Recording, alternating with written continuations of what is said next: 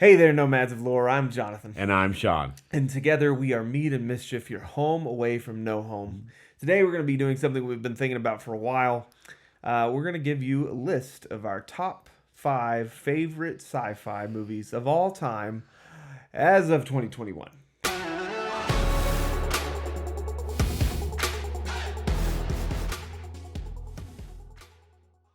As of right now. As of this moment. That's right. Yep. So there's a lot of things. Don't give us too hard of a time. Probably me especially. But there's a lot of things that could be on this list. My list is probably like 25 long that could all interchange into Mine this too. list of top 5.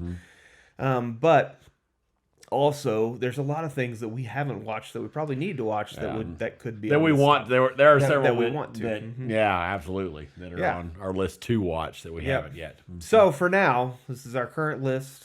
And let's get started. Sean, you want to start with number 5? So my number 5 is a film. I can't remember who it's directed by. It was a film called Moon.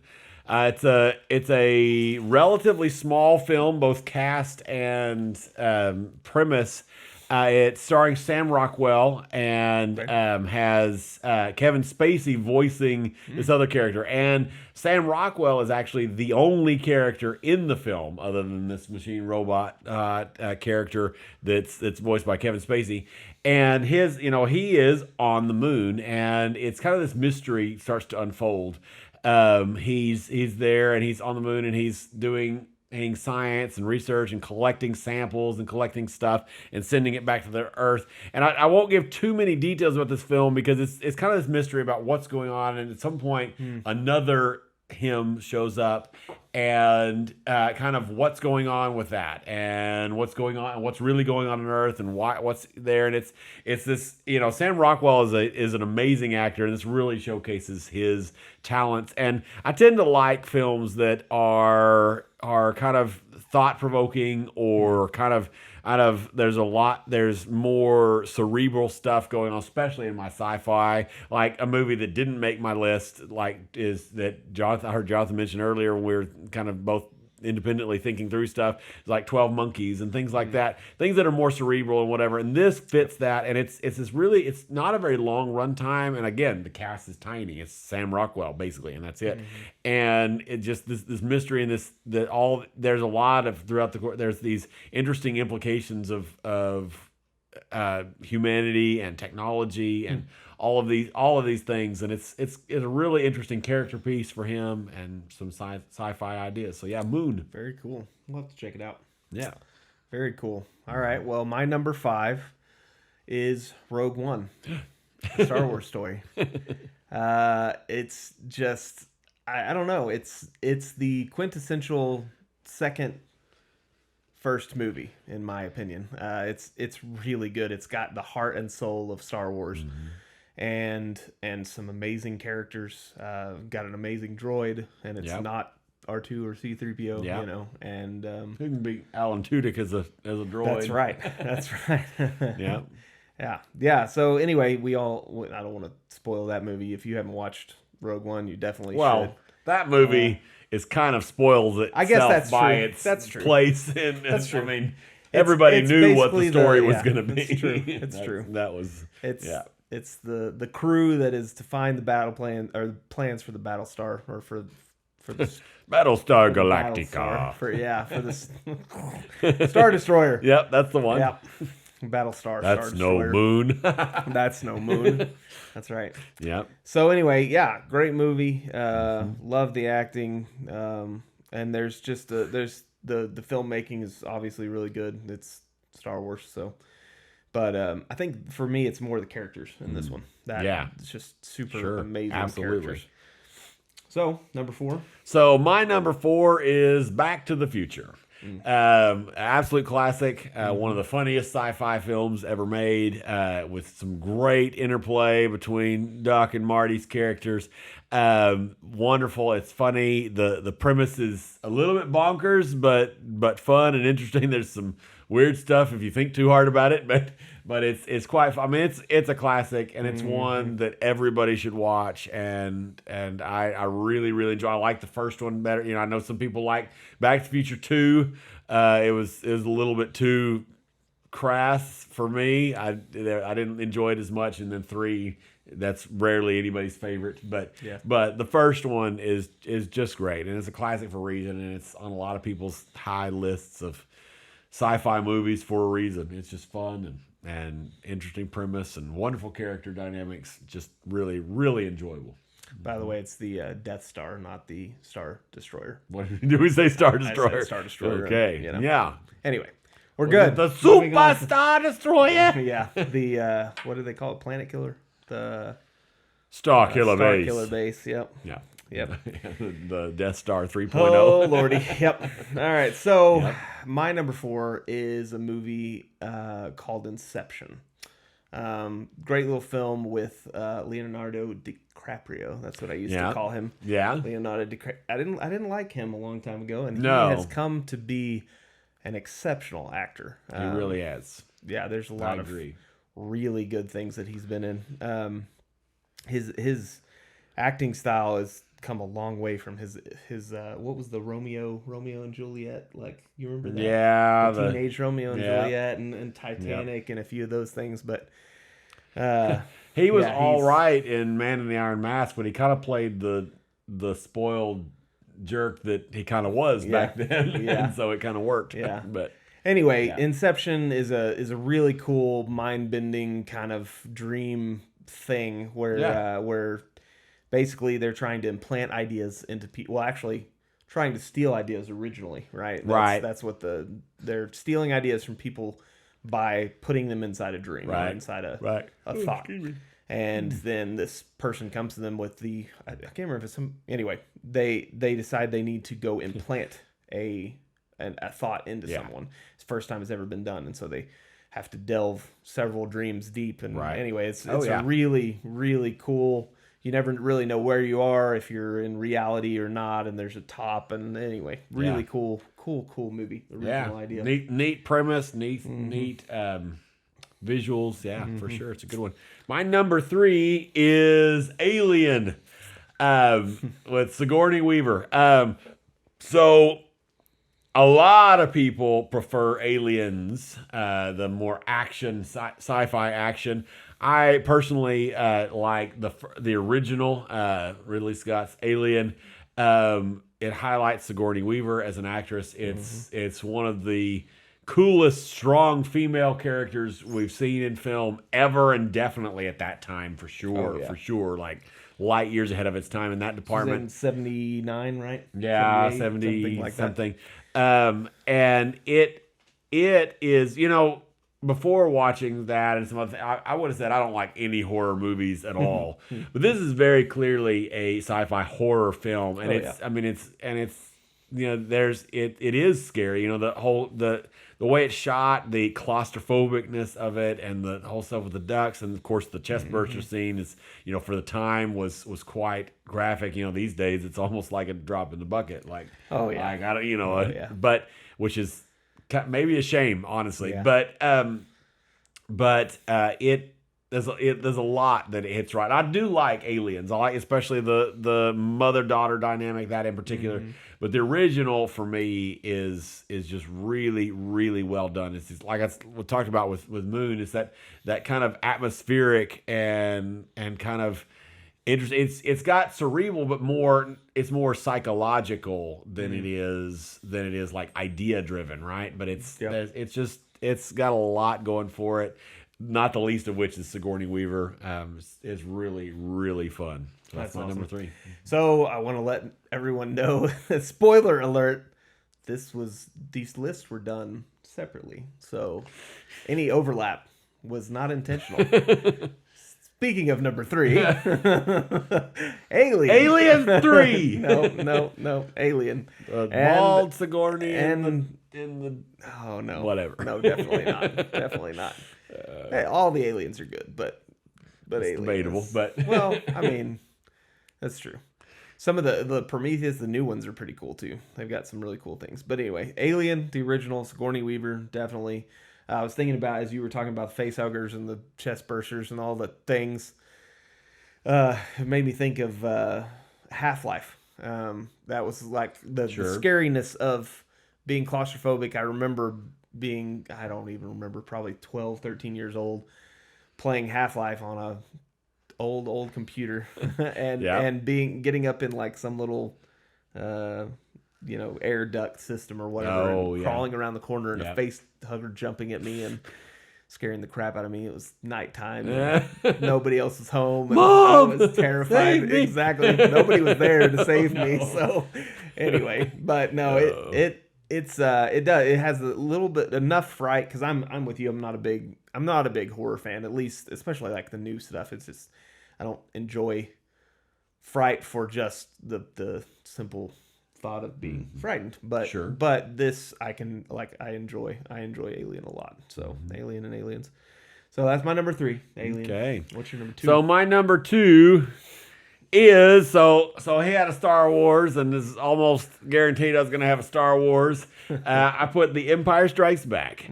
I love Rogue One. It's an awesome film, but I had to put Empire Strikes Back as much because of nostalgia. And and just enjoy. The original Star Wars, A New Hope was good and exciting, but Empire was, our whole intro is about lore, right? And that was one of the early times of looking at lore and looking at mythology, whether it's cultural mythology of Norse and whatever, or whether it's this made up mythology that we see, and say what you want about other implications, but it had this mythology with Yoda and this thing, this stuff, and this bigger thing going on, and this grand thing. And it's got some of these wonderful moments. The Hoth, all the hot stuff in Hoth is awesome. The cheesy romance is in full display in Empire. It's just, and of course the one of the biggest twists in cinematic history, even though it's obvious if you know German, but I won't spoil it, because if for some reason you don't know, then you don't know. But it's just got so much going for it. There's a lot to like about Empire Strikes Back, and so that's my number 2. Awesome. So my number 2 is probably not on Sean's list. He always gives me a hard time about this movie, but I love it. The Matrix. Keanu Reeves, amazing, amazing. He's kind of got one character. Wooden acting. Golly, Neo. Oh man. Anyway, it's probably nostalgia for me as one of the first. I think it was either the first or one of the first rated R films I ever saw, and so it was just like, oh, I get to watch a rated R movie. What's that all about? Right. Then there's not really much to this movie, but it's so good. There's just so much. It was we were talking about an idea of doing another series talking about influential movies, and I think this is definitely should be on that list as far as the filmography and some of the things they did. You don't see an action film without seeing that wraparound shot that they did, that they originated in that movie with however many cameras going around as he bended down. My wife and I we watched Shang-Chi the other day, and there's actually a moment in that movie that is almost perfect, of Trinity dodging the thing, whatever else, that bullet time view or whatever. So even up until this year, you still see. Absolutely. Yeah, that's definitely that. And then there's some psychology too in there with the red pill, blue pill stuff and all I just down the rabbit hole. All of the lore, if you start, like, the excitement of the lore, if you look at the first film only, was very exciting. Oh yeah. And and had a lot of potential. Yes. Absolutely. Yes. I agree with that for sure. Yes. The problem with The Matrix is the sequels. And other than Animatrix, which is not a sequel, but it's really, really great. We ought to do something, a video on that at some point. That would be fun.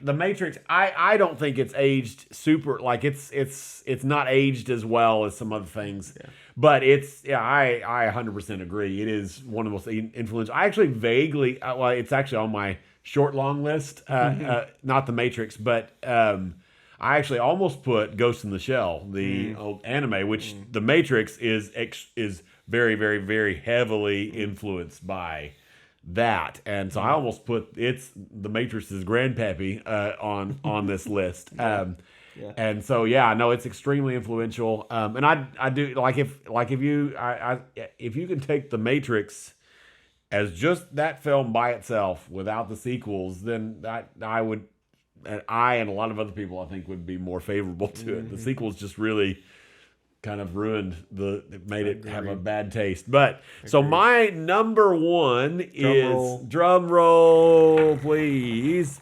I don't know that it'll be a shock to Jonathan. I don't know. We've talked about this before, but it's been a while. My number one is Blade Runner, the original Harrison Ford cyberpunk film.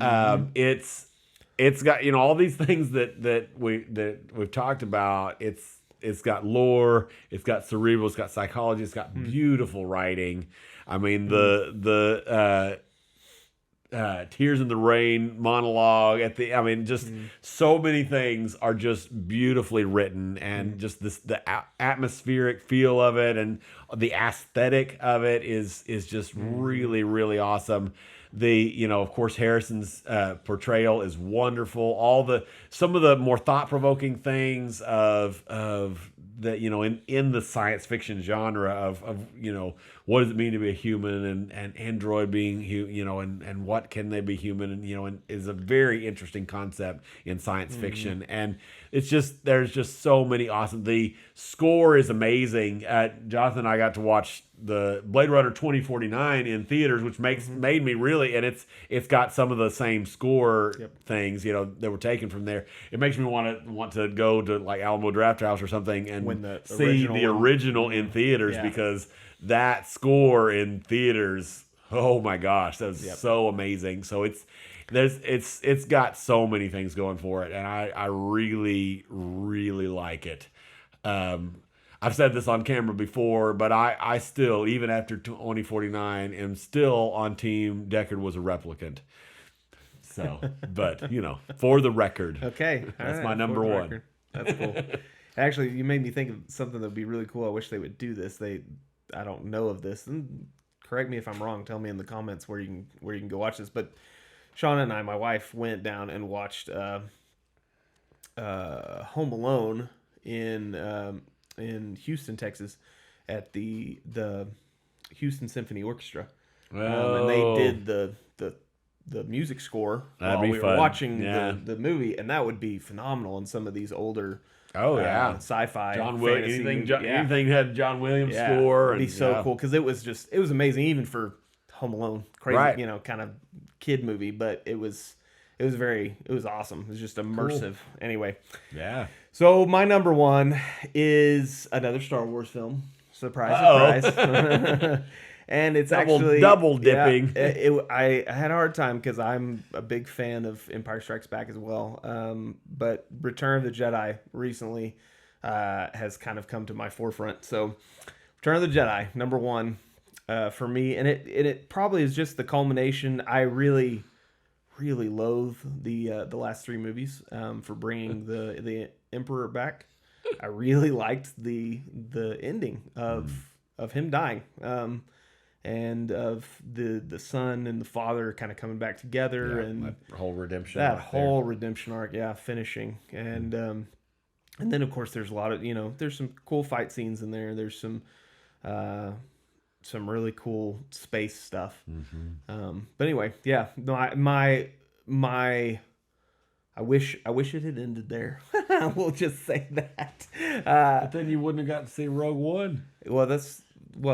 You mean the story and Emperor of at least Palpatine the Emperor had ended yes. For sure. And then let's start something new. And thanks, never let Ryan Johnson touch anything again. We know that ultimately it was what's his face that brought, but he was backed in the corner.